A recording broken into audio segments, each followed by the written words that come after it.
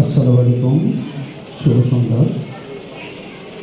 মঞ্চে উপবিষ্ট আছেন আজকে আমাদের এখানে উদ্বোধক হিসেবে আছে আমাদের এখানে কবি, গবেষক এবং বহু গ্রন্থের প্রণেতা মাহমুদুল হাসান নিজামী ভাই, এবং প্রধান আলোচক হিসেবে আছেন প্রাকৃত স্বামী বিজন ভাই, যিনি কবি, সাহিত্যিক এবং সংগীতজ্ঞ। এছাড়া এখানে উপস্থিত আছেন বিদ্যুৎ ভাই, এবং আরো অনেকে, এবং আমার সঙ্গে যারা আছেন সবাইকে আন্তরিক শুভেচ্ছা ও অভিনন্দন। আসলে আজকে আমরা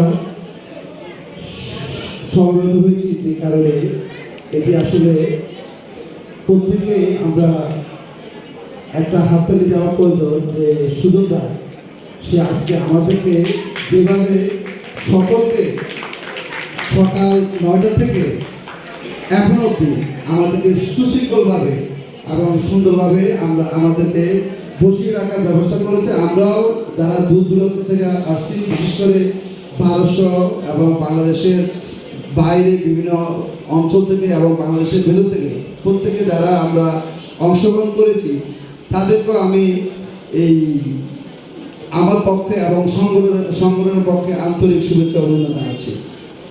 আসলে সাহিত্যিক বিষয়ে কথা বলতে আসলে আমি দেরি কথা বলি না, এই জন্যই কারণ আমার এখানে যারা বসে আছে প্রত্যেকেই, যেমন মাহমুদ হাসান নিজামী ভাই এবং টিটুন ভাই, তারা একজন কিন্তু সাহিত্যের বিশারদ।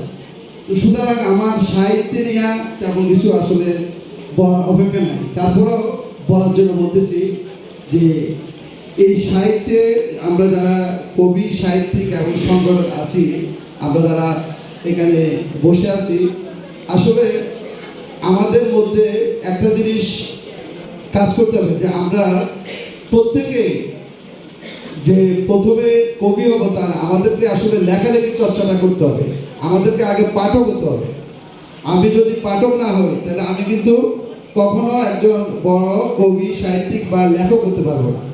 এই জন্য প্রত্যেকের আমাদের উচিত হবে যারা আমাদের সাহিত্যের যে বিশেষ যুগ আছে, প্রাচীন যুগ, মধ্যযুগ, আধুনিক যুগ, এই যুগগুলো নিয়ে আমাদের একটু পড়ালেখা করার প্রয়োজন আছে।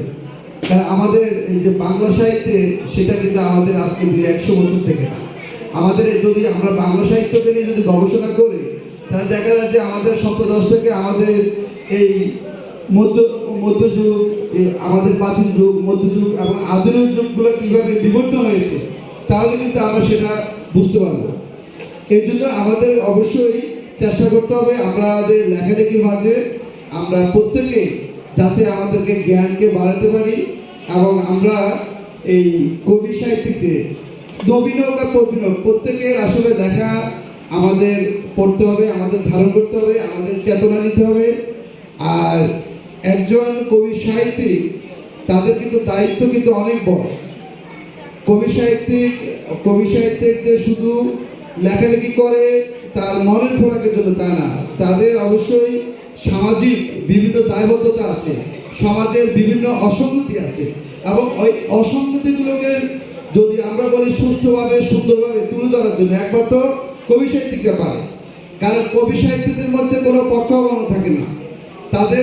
তাদের মধ্যে একটা জিনিস থাকে যে তাদের সততা থাকে, এবং তারা চেষ্টা করে যে জিনিস লেখার জন্য সেটা তার অন্তর থেকে, হৃদয়ের অন্তঃস্থল থেকে তাদের লেখাগুলো আসে। তো সুতরাং এই লেখাগুলোকে শুধু আমরা রোমান্টিকতা নিয়ে আসবো তা না, আমাদের রোমান্টিক, আমরা প্রকৃতি নিয়ে লেখালেখি করবো, রোমান্টিক জীবন আসবে আমাদের কবিতার মধ্যে, সমস্যা নেই। কিন্তু আমাদের সমাজের বিভিন্ন দায়বদ্ধতা থাকে, যেগুলো আমরা লেখক, আমাদের অবশ্যই এই সেই জিনিসগুলোকে আমাদের চেতনায় এবং আমাদের ধারণ করতে হবে।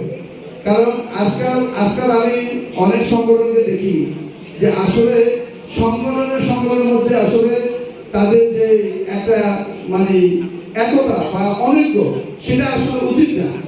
কারণ সাহিত্য সংগঠন কিন্তু এই সকল কবি, সাহিত্যিকের মিলন না। যেমন আজকে যে অনুষ্ঠান, এটা আসলে কল্পনা করা যায় না যে শুধু তার জন্য আসলে আমাদের যেভাবে আমাদের কবি সাহিত্যিক এবং সংগঠনকে আজকে একসাথে করেছে এবং তার যে আসলে সাহিত্যের মধ্যে যে ভালোবাসা এবং আমি বলবো যে শুধু যে সুজন রায় যে একা করেছে তা না, তার সংগঠনের প্রত্যেক সদস্য তাদের অক্লান্ত পরিশ্রমের জন্য এবং আমরা যারা সংগঠক আছি আমাদেরও সেখানে অবশ্যই অবদান আছে যে আমরা যদি আজকে অনুষ্ঠানটাই এভাবে সম্মিলিত না হতে পারতাম বা না আসতাম তাহলে অনুষ্ঠানটা কিন্তু সৌন্দর্যটা নষ্ট হতো, অনুষ্ঠানটা সিরিয়াল হতো।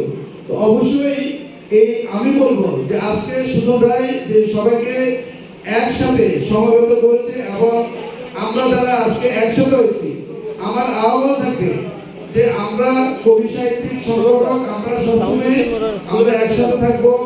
আমরা সমাজের বিভিন্ন বিভিন্ন বিভিন্ন বিষয়গুলো নিয়ে আমাদেরকে অবশ্যই কাজ করতে হবে এবং যাতে আমরা এই আজকে বলা হয় যে স্মার্ট বাংলাদেশ, আসলে স্মার্ট বাংলাদেশ কিন্তু রাজনীতিবিদরা না, অর্থনীতিবিদরা।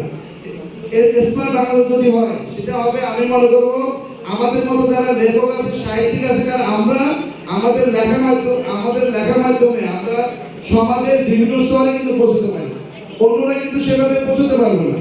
তো সুতরাং আমাদের কবি সাহিত্যিকের দায়িত্ব কিন্তু অনেক বড়।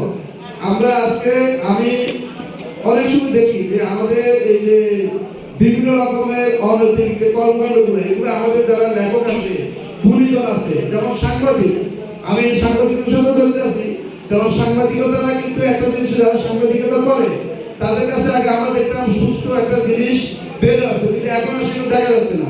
তো সুতরাং এটা দায়িত্ব সমাজের যাবতীয় সুন্দর যেমন আমরা যেমন একটা ভালো কিছু লিখবো সেটার সাথে সমাজের অনৈতিক যে জিনিসগুলো আসবে সেগুলো কিন্তু আমাদের লেখনের মাধ্যমে ফুটতে হবে।